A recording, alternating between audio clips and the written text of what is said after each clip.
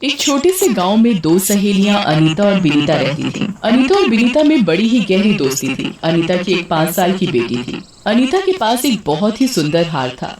वो हार बहुत ही पुराना उसका पुश्तैनी हार था। उसकी कीमत करोड़ों में थी। एक दिन की बात है, अनीता और विनीता दोनों आपस में बैठी बातें कर रही थी। तो अनीता ने बातों ही बातों में विनीता को अपने पुश्तैनी हार के बारे में बता दिया। इतना पुराना हार? हाँ सही में, ये बहुत ही पुराना हार है और उसकी कीमत करोड़ों में है। मुझे तो यकीन ही नहीं हो रहा। तुम्हें विश्वास नहीं हो रहा ना? रुको 1 मिनट, मैं तुम्हें अभी दिखाती हूँ। अनीता फिर अंदर जाकर एक बहुत बड़े संदूक से हार निकाल कर विनीता को दिखाती है। ये देखो मेरा पुश्तैनी हार। हाँ, ये तो वाकई में बहुत ही पुराना है। हार देखते ही विनीता के मन में हार के लिए लालच आ गया और वो हार को चुराने की सोचने लगी। ये हार सालों पुराना है और इस हार की कीमत भी करोड़ों में है। अगर मैं इस हार को चुरा कर बेच दूंगी। तभी अनीता विनीता से कहती है, क्या हुआ, कहाँ खो गई? है ना सुंदर हार? हाँ हाँ, बहुत सुंदर हार है। अब मैं घर चलती हूँ, वैसे भी बहुत देर हो चुकी है। फिर विनीता अनीता से विदा लेकर अपने घर चली जाती है और घर जाकर वो सोने लगती है। पर विनीता को तो हार के बारे में सोच सोच कर नींद नहीं आ रही थी और वो हार को चुराने की तरकीब सोचने लगती है। अगर ये हार मुझे मिल जाए तो मैं इसे बेचकर करोड़ों की मालकिन बन जाऊंगी। ऐसा सोचते सोचते विनीता को नींद आ जाती है और वो सो जाती है। उधर अनीता भी अपनी बेटी परी के साथ सो जाती है। फिर अगली सुबह परी जल्दी उठ जाती है और अपनी माँ अनीता को जगाती है। माँ उठो, सुबह हो गई। अनीता घड़ी में समय देखती है।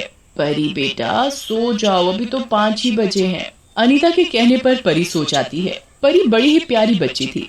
अनीता उसे अपनी जान से भी ज्यादा प्यार करती थी। वो उसे अपनी आंखों से एक पल के लिए भी ओझल नहीं होने देती थी। फिर कुछ ही देर में 7 बज जाते हैं और अनीता भी जाग जाती है। आज तो समय का पता ही नहीं चला और परी को देखो 5 बजे जागकर अब दोबारा मजे से सो रही है। फिर अनीता भी अपने बाकी के कामों में लग जाती है।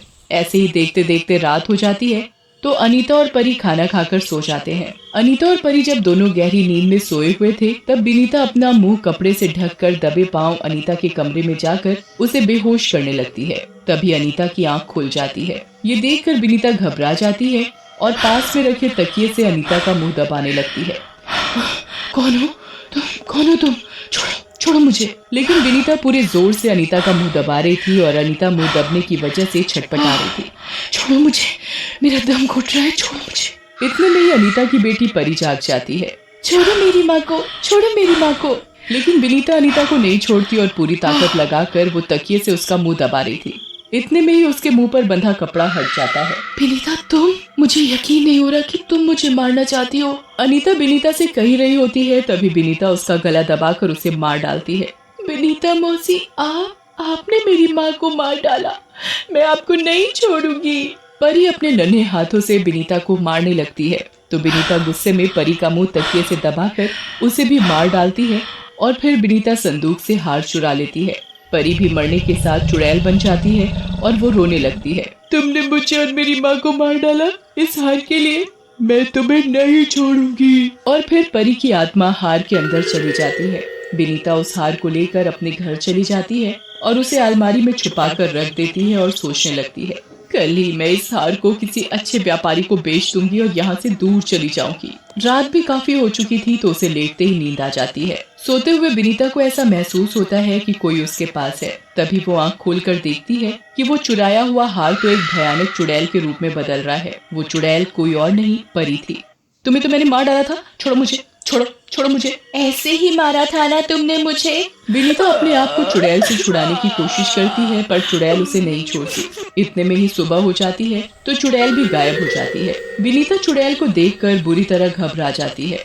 आज ही इस हार को बेचकर मुझे यहाँ से जल्दी ही कहीं दूर जाना होगा, नहीं तो चुड़ैल मुझे मार देगी। विनीता उस हार को लेकर एक बहुत बड़े व्यापारी के पास जाती है जिसे पुराने जेवरात खरीदने का बेहद शौक था। उसे देखते ही हार पसंद आ जाता है। वाकई में ये हार बहुत पुराना है और है भी बेहद खूबसूरत, लेकिन आप इस हार को बेचना क्यों चाहती हो? अब मैं आपको क्या बताऊं, कुछ परेशानी आ गई थी, इसी वजह से मुझे अपना ये पुश्तैनी हार बेचना पड़ रहा है। ठीक है, ये रहे तुम्हारे पैसे। व्यापारी विनीता को पैसे देकर उससे हार ले लेता है और हार को अपने सूटकेस में रखकर उसे अपनी कार की पिछली सीट पर रखकर कार चलाने लगता है और फिर वो अपने घर की तरफ चल देता है। कार चलाते चलाते अचानक से उस व्यापारी की नजर पिछली सीट पर पड़ती है तो वो देखता है कि हार में से रोने की आवाज आ रही है और देखते ही देखते हार चुड़ैल में बदल जाता है। ये देख व्यापारी बुरी तरह डर जाता है और जैसे ही वो अपनी कार को रोकता है तो देखता है कि सीट पर चुड़ैल नहीं हार रखा है। तो ये देख व्यापारी की जान में जान आती है और जैसे तैसे वो अपने घर पहुंचता है और वो अपनी पत्नी को हार दिखाता है। हार देखते ही व्यापारी की पत्नी बोलती है, इतना सुंदर हार ये तुम मेरे लिए लाए हो, मैं अभी तुम्हें पहन कर दिखाती हूँ। जैसे ही व्यापारी की पत्नी हार पहनकर देखती है तो हार उसका गला दबाने लगता है।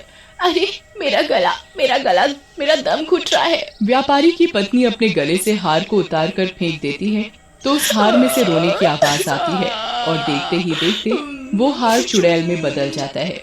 मुझे जहाँ से लाए हो वहीं छोड़ाओ। व्यापारी और उसकी पत्नी चुड़ैल से पूछते हैं, तुम कौन हो और हार में कैसे आई? मेरा नाम परी है, मेरी माँ की सहेली ने हार की वजह से मुझे और मेरी माँ को मार डाला। तुम लोगों से कोई दुश्मनी नहीं है, जिस औरत से तुम हार खरीद कर लाए हो मुझे वापस उसके ही पास छोड़ाओ। मैंने और मेरी माँ ने इसका क्या बिगाड़ा था जो हमें मार डाला, वो भी इस हार के लिए।